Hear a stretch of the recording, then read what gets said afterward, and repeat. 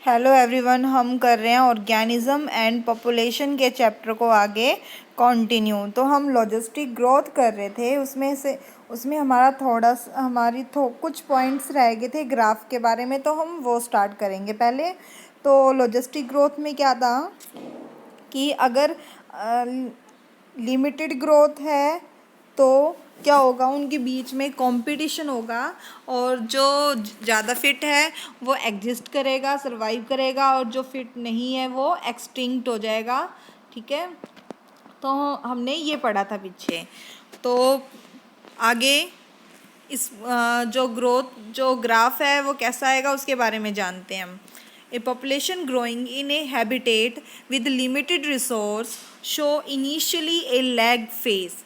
अब इन्होंने ये कहा है कि जो पॉपुलेशन जब ग्रो करेगी हैबिटेट में, अगर लिमिटेड रिसोर्स है तो वो इनिशियली पहले तो लैग फेज फॉलो करेगा, फिर उसके बाद क्या है, एसिलरेशन। एसिलरेशन मीन्स क्या है, एकदम से इंक्रीज होगी। ठीक है, पहले लैग फेज में बहुत ही कम जो है ग्रोथ दिखाई देगी हमें, और जैसे ही आगे जो है एसिलरेशन मतलब एकदम से इंक्रीज हो जाएगी ग्रोथ। ठीक है, और फिर क्या है, डिक्लेरेशन। इसका मतलब क्या होता है, फिर एकदम से इंक्रीज होने के बाद क्या है, सोर्स लिमिटेड होने की वजह से उनके बीच में कंपटीशन होता है, और उस कंपटीशन की वजह से क्या है कि किसी स्पीसीज को हार्म पहुंचेगा, या कुछ वहाँ से डर के भाग जाएगी, या वो भाई उसकी डेथ भी हो सकती है, किसी भी भाई वजह से वो क्या हो जाएगी, धीरे धीरे डिक्रीज करने लग जाएंगी। ठीक है, उसे हम कहेंगे डिक्लेरेशन। और फिर फाइनली क्या है, जो जिसने अपने आप को वहाँ पे भाई क्या कहते हैं, अपने आप को वहाँ पे सरवाइव किया, वहाँ के नेचर के अकॉर्डिंग वो रहा, या कंपटीशन हुआ है उनके बीच में, जो कंपटीशन में जीत गया, विनर रहा, तो वो क्या है, मतलब फिट है वो अच्छी तरह से। और जो फिट है, जिसकी कैरिंग कैपेसिटी ज़्यादा अच्छी है, वो क्या हो जाएगा, वो वहाँ पे स्टैटिक हो जाएगा। ठीक है, मतलब पॉपुलेशन क्या हो जाएगी, एसिम्प्टोट, मतलब वो स्थिर हो जाएगी फिर। ठीक है, तो when the population density reaches the carrying capacity, जब कैरिंग कैपेसिटी पर रिच वहाँ तक पॉपुलेशन डेंसिटी पहुँच जाएगी तो वो एसिम्प्टोट। तो क्या है, पहले लैग फेज, उसके बाद एसिलरेशन, उसके बाद डिक्लेरेशन, और सबसे लास्ट में क्या है, एसिम्प्टोट। तो आप इसे अच्छी तरह से इस ग्राफ के थ्रू आप देख सकते हैं। तो वो ग्राफ ये है जो आपको यहाँ दिखाई दे रहा है ब्लू लाइन में। ठीक है, जो ये दिख रहा है ये है सिग्मॉइड ग्राफ। ठीक है, इसको एस ग्राफ भी बोल सकते हैं, एस शेप ग्राफ। तो देखो यहाँ पे नीचे क्या है, इसे हमने प्लॉट किया है पॉपुलेशन और टाइम के अकॉर्डिंग।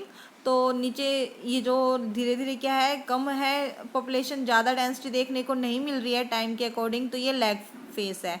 फिर एकदम से ये इंक्रीज हो रहा है। ठीक है, फिर ये जो थोड़ा सा डिक्लाइन हो रहा है यहाँ पे, जहाँ पे बी लिखा हुआ है वहाँ से, तो वो क्या है, कम हो रहा है, क्योंकि उनके बीच में कंपटीशन वगैरह हुआ। ठीक है, फिर उसके बाद जो आपको सीधी लाइन सीधी लाइन दिखाई दे रही है, तो वो क्या है, स्टैटिक होगी। स्टैटिक कब हुई, जब जितनी कैरिंग कैपेसिटी थी उतनी वहाँ तक पहुँचने के बाद। ठीक है, तो हम इसे डिनोट करते हैं dn/dt is equal to r n bracket में k-n/k। आर क्या था, इंट्रिंसिक रेट ऑफ इंक्रीज था, के क्या है, कैरिंग कैपेसिटी है, एन क्या है, पॉपुलेशन है, और dn/dt क्या है, पॉपुलेशन विद टाइम है। ठीक है, आई होप आप इस ग्राफ को अच्छी तरह से अब समझ गए होंगे। तो आगे हम देखते हैं, तो यही लिखा हुआ है, plot of N in relation to time T results in a sigmoid curve, और this type of population growth is called Verhulst Pearl logistic growth. तो इसी टाइप की ग्रोथ को हम, पॉपुलेशन ग्रोथ को हम क्या कहते हैं, वर्हल्स्ट पर लॉजिस्टिक ग्रोथ। तो वर्हल्स्ट जो पर था वो इस साइंटिस्ट ने इस ग्रोथ के बारे में बताया था, इसलिए उसके नाम से इस ग्रोथ का नाम बढ़ गया है। ठीक है, तो it is describe by equation dn/dt is equal to r n k-n/k। तो आपको भी बताया था, एन क्या है, population density at time t, r क्या है, intrinsic rate of natural increase, जिसे कैसे निकालते हैं हम, b-d, मतलब birth rate minus death rate से हम निकालते हैं। ठीक है, k क्या है, कैरिंग कैपेसिटी। तो since resource for growth for most animal population are finite and become limiting sooner or later, the logistic growth model is considered a more elastic one। तो उन्होंने ये कहा है कि ग्रोथ के लिए अगर रिसोर्सेज भाई जिसकी कैरिंग कैपेसिटी ज़्यादा होगी वो एनिमल्स जो है उसकी पॉपुलेशन हमें देखने को मिलेगी। ठीक है, इसी वजह से क्या है लिमिटेड अमाउंट में ग्रोथ होगी। ठीक है, इस मॉडल को हम इस टाइप के ग्रोथ मॉडल को हम इलास्टिक लेकर चलते हैं। फिर हमारा आता है लाइफ हिस्ट्री वेरिएशन। तो लाइफ हिस्ट्री वेरिएशन में क्या है, population evolve to maximize their reproductive fitness also called Darwin fitness in the habitat in which they alive. मतलब जो पॉपुलेशन इवॉल्व जो हो रही है, जो हमें देखने को आगे मिल रही है, तो वो मैक्सिमाइज कब है, जब वो रिप्रोडक्टिव फिट है, क्योंकि रिप्रोडक्टिव फिट होंगे तभी तो उनकी प्रोजेनी आगे और इंक्रीज होगी। ठीक है, इसके बारे में डार्विन ने बताया था, तो इसलिए इसको डार्विन फिटनेस बोलते हैं। ठीक है, जिनकी आर वैल्यू हाई होगी वो पॉपुलेशन में ज़्यादा स्पीसीज हमें ज़्यादा देखने को मिलेगी उस हैबिटेट में। ठीक है, under a particular set of selection pressure organism evolve towards the most efficient reproductive strategy। तो उन्होंने कहा है कि जो सिलेक्शन प्रेशर के वजह से क्या है, कुछ ऑर्गेनिज्म जो है भाई अपने आप के अंदर मॉडिफिकेशन लेके आते हैं और जो रिप्रोडक्टिव स्ट्रेटजी को मॉडिफाई कर लेते हैं, मतलब अपने आप को वहाँ पे अलाइव रख सकते हैं, फिट रखते हैं, तो वो जनरेशन में वो स्पीसीज आगे जो है हमें टाइम टू टाइम देखने को मिलेगी। अगर नहीं रख पाते हैं वो फिट, अगर कैरिंग कैपेसिटी कम है तो वो हमें आगे स्पीसीज नहीं मिलेगी। तो some organism breed only once in their lifetime. अब इन्होंने कहा है कि कुछ ऑर्गेनिज्म ऐसे हैं जो अपनी लाइफ टाइम में सिर्फ एक बार ही ब्रीड करते हैं, मतलब यंग वंस को प्रोड्यूस करेंगे। ठीक है, तो उन ऑर्गेनिज्म के नाम क्या है, पैसिफिक सैल्मन फिश और बैम्बो ट्री। ठीक है, तो 1 नंबर में आपका ये क्वेश्चन आ सकता है, MCQ में भी आ सकता है, वैसे डायरेक्ट भी पूछ सकते हैं। ठीक है, तो अच्छी तरह से याद कर लेना आप।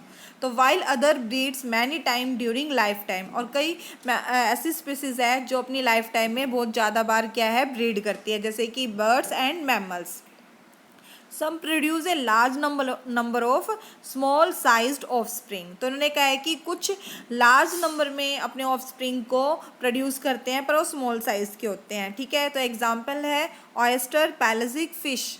और कुछ ऐसे हैं small number of large sized offspring को प्रोड्यूस करेंगे, मतलब कम हम नंबर में ऑफस्प्रिंग को प्रोड्यूस करते हैं, पर ऑफस्प्रिंग का जो साइज़ होता है वो लार्ज होता है। एग्जाम्पल है बर्ड्स और मैमल्स।